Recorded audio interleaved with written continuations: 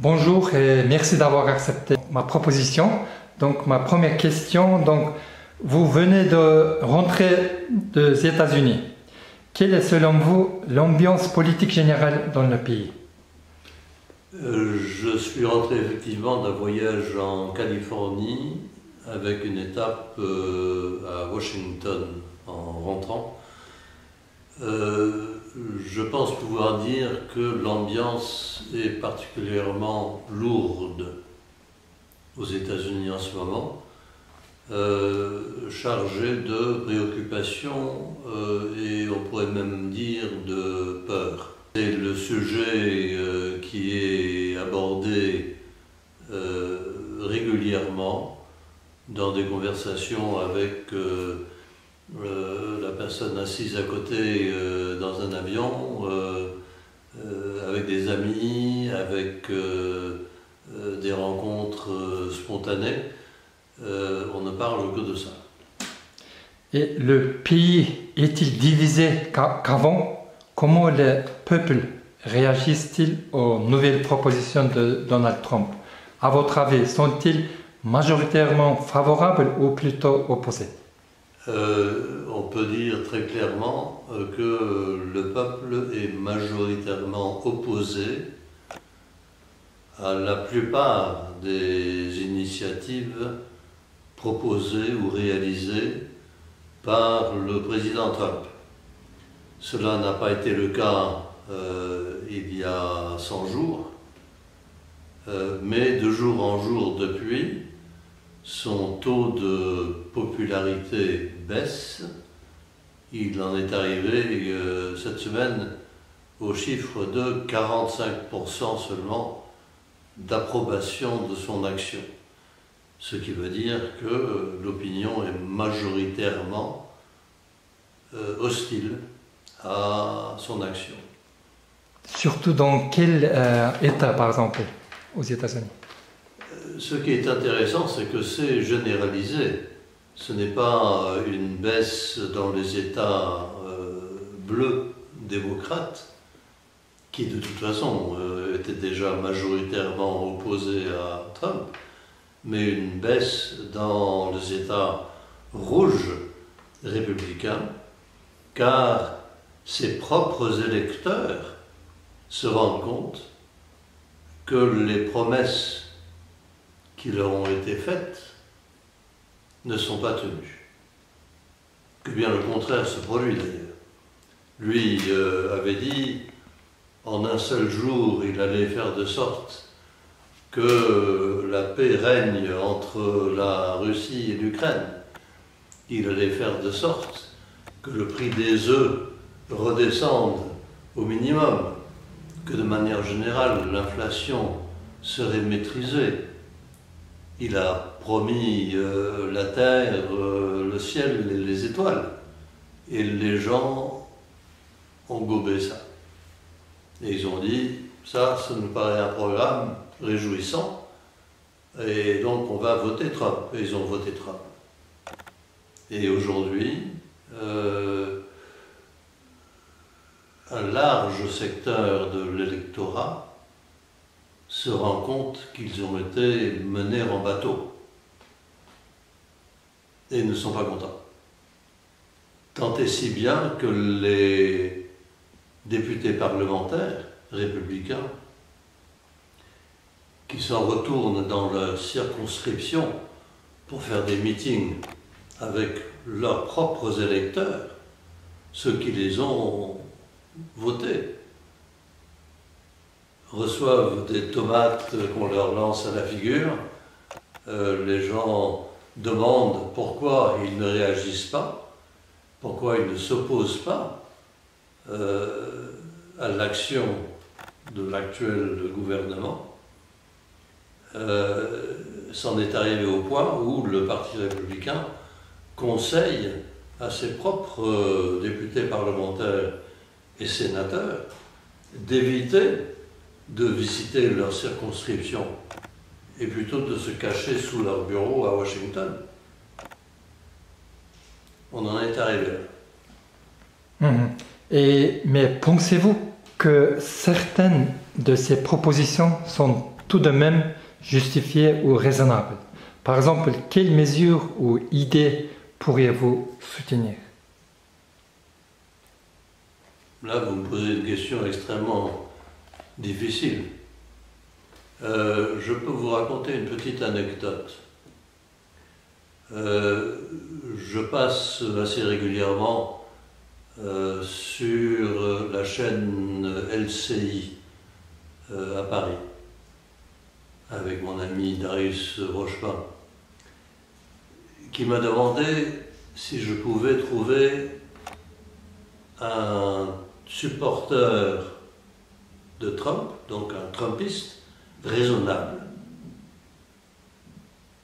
pour apparaître dans une prochaine émission avec moi, en dialogue. Et je lui ai répondu que pour moi, la notion de Trumpiste raisonnable était un oxymoron, ça se contredit, mais que j'allais faire de mon mieux. Et j'ai proposé à 2 ou 3 personnalités politiques républicaines qui supportent Trump si ils pouvaient envisager de comparaître dans cette émission de LCI.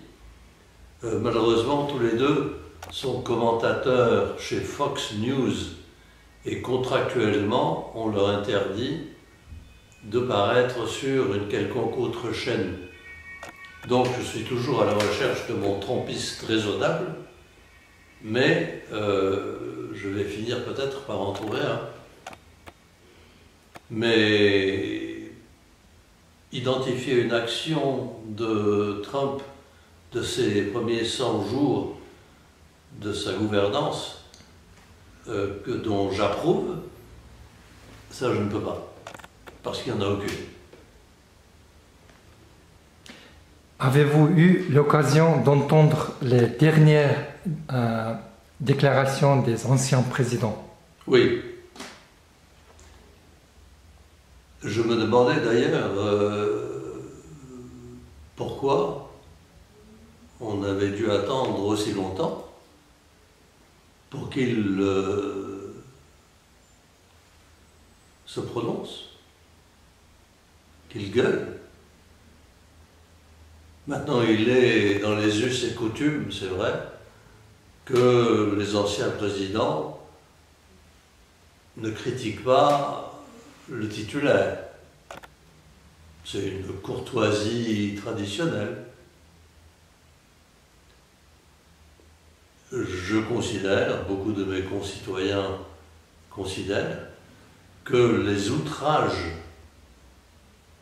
de Trump pendant ces 100 jours sont d'une telle ampleur d'incohérence, d'incompétence, de cruauté, qu'il était impératif que Barack Obama dise quelque chose. Il était impératif que George W. Bush dise quelque chose. Eh bien, ils se sont prononcés. Ils n'ont pas prononcé le nom de Trump, mais ils ont exposé et déclaré la nécessité de faire de sorte que le droit constitutionnel prévale et que les normes de liberté d'expression, les normes de conformité à des alliances de longue date en relations internationales soient préservées. On sait très bien de qui il parlait. Mais ils se sont prononcés. Et je m'attends à ce qu'ils se fassent entendre encore. D'accord, mais quand même, comment expliquer la popularité présidente de Trump malgré les controverses politiques? Pourquoi encore 45% soutiennent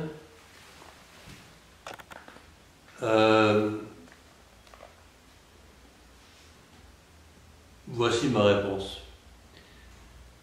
Le système éducatif américain ne dépend pas du gouvernement fédéral, ne dépend même pas des États fédérés, ça dépend des localités, des municipalités. Moins ces municipalités ont de moyens, et bien moins bonnes sont les écoles. Notamment dans les zones rurales et agricoles. Ce sont des zones, en général, républicaines, d'orientation politique.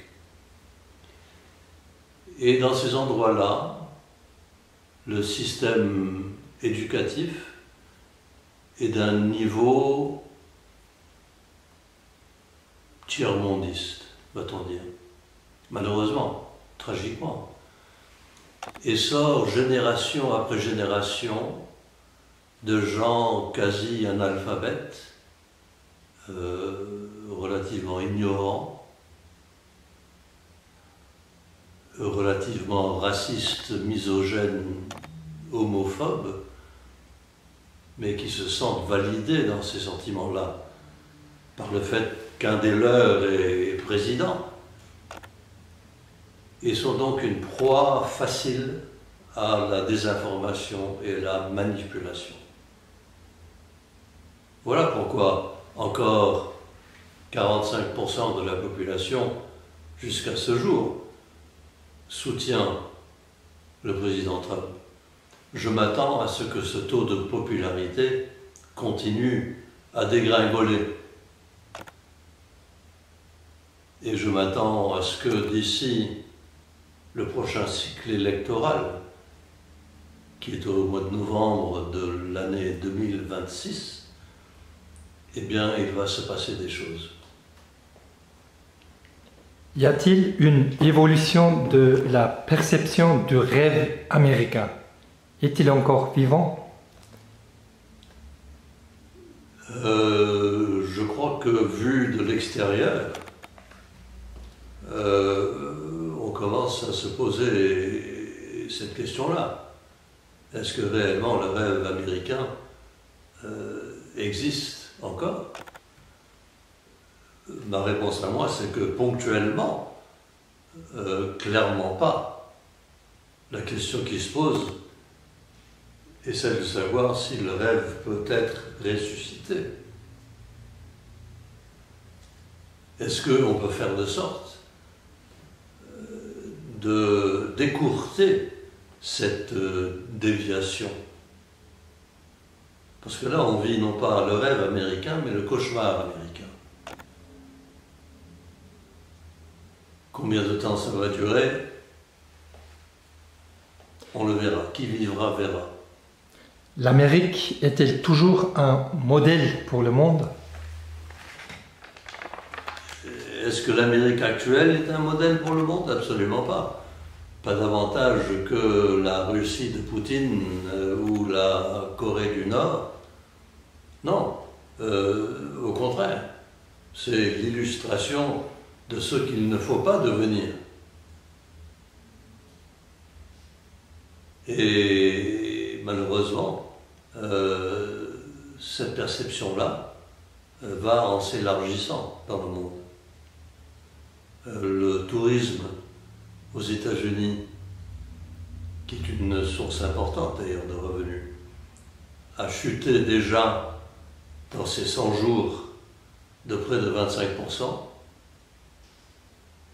Bientôt, les restaurateurs, les hôteliers, les agences de voyage, les compagnies d'aviation vont tous se mettre à gueuler parce qu'il y va de leur maintien économique.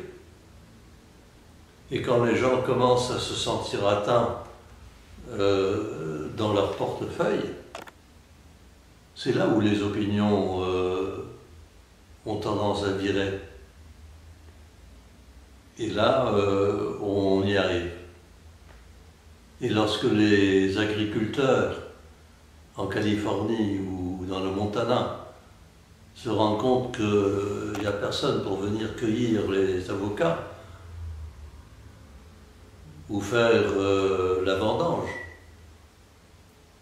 là aussi ils vont dire ça va pas. Où sont ces gens-là? Malheureusement, ils ont tous été déportés ou on leur a refusé l'accès au pays. Ça, c'est une initiative de Trump dont les conséquences seront désastreuses. Le sont déjà d'ailleurs. Existe-t-il une opposition forte et structurée à cette administration aujourd'hui? Il n'y a pas d'opposition forte ni structurée. Le Parti démocrate a été à ce point tétanisé par cette élection qu'il a mis beaucoup de temps à dessiner une quelconque stratégie d'opposition ou de résistance. Il y a ceux qui pensent que le Parti démocrate ferait bien de se rebaptiser en autre chose. Tout comme le Parti socialiste français a disparu de l'horizon, se donne un nouveau label. Les démocrates devront réfléchir à faire la même chose, à mon avis. D'ici la prochaine échéance électorale, en supposant qu'on arrive jusque-là sans qu'il n'y ait une explosion, une insurrection populaire. Ou peut-être que les représentants républicains au Sénat et au Congrès se seront poussés une épine dorsale pour se rendre compte que leur propre job est à risque et péril par leurs propres électeurs qui leur lancent des tomates au visage et disent le moment est venu pour qu'on se lève, qu'on s'oppose et qu'on dise à Trump c'est fini. Quitte à ce qu'il y ait une énième procédure dite de impeachment, d'empêchement, mais votée cette fois-ci tant par les républicains que par les démocrates. Ça, il y a peut-être 10% de chance, mais ce n'est pas complètement inconcevable. Un autre cas de figure serait la sécession des États-Unis du Pacifique, c'est-à-dire les États de Washington, Oregon, Californie, Nevada, Nouveau-Mexique, Hawaï, disent « nous, on se tire ». Que la même chose se produise sur la côte Est, avec les États-Unis de l'Atlantique, c'est-à-dire le Maine jusqu'aux Carolines du Nord. On se tire, c'est la sécession.